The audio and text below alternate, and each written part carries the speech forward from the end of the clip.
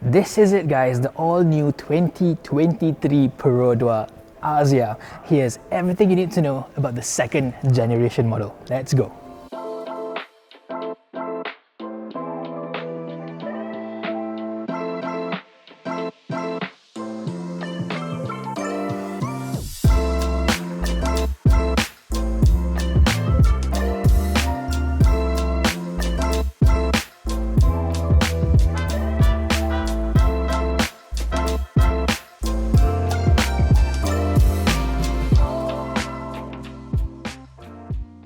First things first, let's talk about the name, because yes, this is still going to be called the Axia. This is the first time that Perodua is retaining the same name for their entry-level cheapest model. Think about it, the first one was called the Kanchil, which then turned into the Viva, and then later on the Axia. But Perodua says the Axia name has become a household name now here in Malaysia, so they are retaining it over the next few models as well, just like the Myvi and the Alza. Next, let's talk about the prices. The second generation Axia is going to be around 40,000 ringgit, going all the way up to 50,000 ringgit. Now, compared to the old version, that started at around 25,000 ringgit, so that is a big jump, a big price increase right there. But that is purely exaggerated by the fact that we no longer have a base manual version with the second generation Axia right now. If you put that aside, the increases are just around about 3,000 to 4,000 ringgit variant by variant, and Perodua even says if you look at the specs, the extra things that you get per spec, the value proposition is even better with the new version. Plus, that's even before you take a look at the car itself, because this new version is just so much bigger, much more significant in the metal compared to the original. Take a look at the car as a whole, and it's very clear to see this is a much bigger car than before. It's still an A-segment compact hatchback, of course, but it's now almost 3.8 meters long. That is around 100 millimeters longer than before. Even the wheelbase is longer by 70 mm compared to the previous Axia. That's because under the skin, this sits on an all-new platform, the DNGA. So yes, even though this is the most affordable Perodua model, it sits on the exact same platform as its most expensive models, the Ativa and the Alza. In many ways, that makes it far more advanced even compared to the current Myvi. Now let's talk about styling, because just look at it, this is such a dramatic step forward compared to the original car.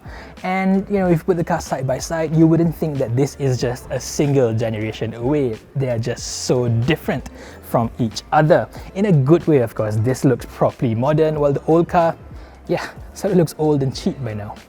The level of tech available here is pretty impressive as well, considering this is the cheapest car in Perodua's range. You've got full LED headlights with LED positioning lamps as well. Down there, you've even got full LED daytime running lights. Now, DRLs are even missing on the most expensive Perodua models, the Ativa and the Alza. One weird thing is just how flat the whole front of the car looks from the side. It's almost as if the entire front was just chopped off at the front head. And then you've got this thick forehead on the bonnet. It's almost as if later on we'll find a car with, you know, big letters spelling out Perodua at the front. I hope not though. Moving on, you've got 14-inch alloys, although doesn't matter which variant you choose, whether the base G, X, SE or AV, you got the exact same 14-inch alloys. Although the good part is you've got quality rubber this time. You've got Toyo Proxus CR1. That's a very nice step forward indeed. Now, one way for Perodua to save some costs with the Axia is to share a lot of common parts with the other models. So you've got the same side mirrors as the Ativa, the same with the door handles as well. And another byproduct of that is that this finally gets the much more modern electrostatic sensors that's on the Ativa and the Alza, unlike the more old school button type on the Myvi and the old Axia. This is a big step forward too, I think. Another drastic change for the latest Axia is the shape of the rear end over here. While the original Axia had a pretty much straight cut tailgate, here we've got a bit more of an angle, and this is almost similar to the Myvi. I think this just looks so much more modern than before. Having said that, I don't think the rear end is quite as successful as the rest of the car because the lights are somewhat a little bit too small and off to the side, leaving the center portion looking a little bit too empty, a bit too plain, I think. It's almost as if they've just recycled the Myvi outer taillights on the side without fitting in the inner portion. Looks a little bit weird, don't you think? But on the bright side, you do now get full LED turn brake lights, and there is now a proper button to release the boot from here instead of, old school lever. Anyway, let's move on to the interior, where you would hardly believe that this is an Axia. Just look at the interior design, guys. As much as the exterior has taken a big leap forward for Perodua Axia, the interior, I think, is an even more significant step ahead. Just look at this. I think this is easily Perodua's best interior design yet. Even nicer, I think, compared to the far more expensive Ativa and Alza. This center silver line running across the dashboard does make it feel a lot wider than it actually is, and above that is a whole bunch of vertical lines. I think in detail this is far nicer than before. Build quality, it's typical Perodua. Everything is pretty much hard to the touch and the texture work is just about okay. This is a little bit discolored as is usual with most Peroduas, but you know what, this is an entry-level car. What do you expect?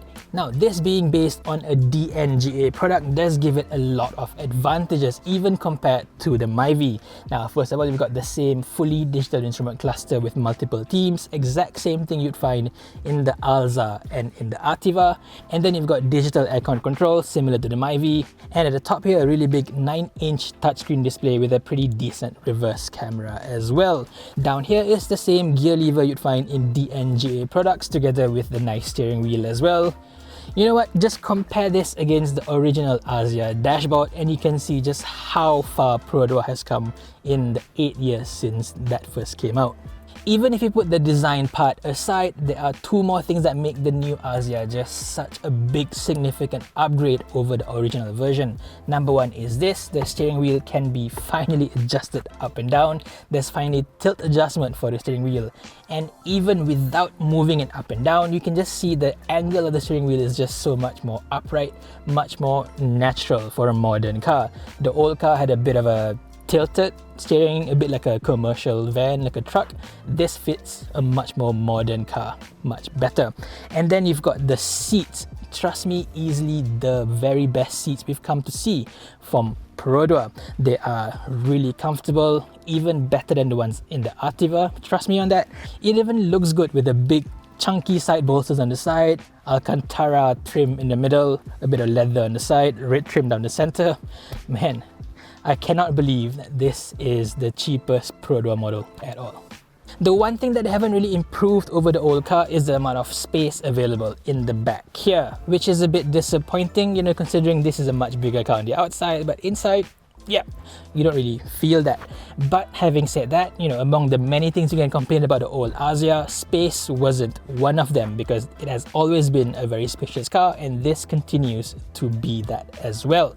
Now, it is slightly wider than before, about 40mm wider in the rear bench, so if you are to fit 3 adults in the back here, they will be slightly more comfortable. It's still not great because this is still a pretty narrow car, but easily better than before.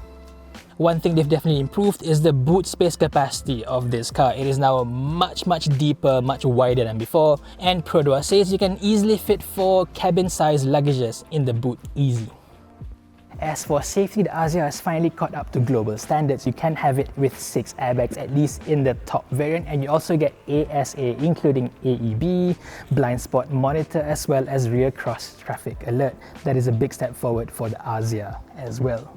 As for the engine, it's actually the same as before, 1-litre 3-cylinder naturally aspirated motor. Unfortunately, we're not getting a turbo engine this time, although you know what, this is such a small family car, it really hardly matters. Now, the transmission is actually brand new. Out goes the old 4-speed automatic, in comes a dual mode CVT, a D-CVT, similar to the ones in the Myvi, Ativa, Alza, and so on. Now, I've driven this car, it actually feels far more refined than the old car, much more so than what you'd think a 3-cylinder car would feel like.